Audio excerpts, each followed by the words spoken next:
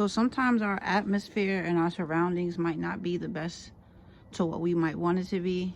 For an example, me, I prefer warmer climate. I don't like to see everything dying. But you can still get in nature. Nature is always alive, regardless of how it looks.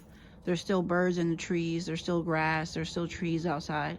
So, and this is for people that suffer with like the holidays or the seasonal depression, whatever they call it.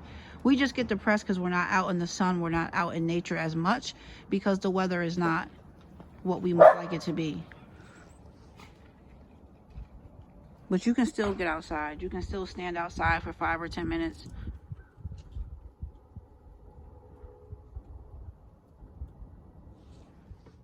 So I wanted to do a quick upload and give you guys some information about how important, how beneficial it is for you mentally, physically, and spiritually to hug a tree. Now, this is another way of grounding. You know, some people don't know what it is to ground. You go outside barefoot and you absorb the energy from the planet.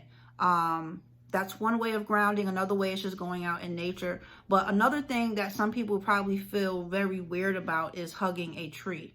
When you do this, it produces chemicals in the body that release hormones to make you feel good, to make you happy.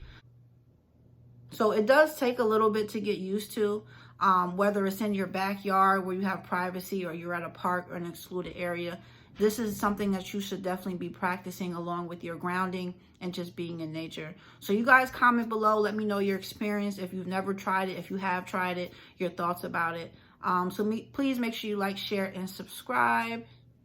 And make sure you are meditating.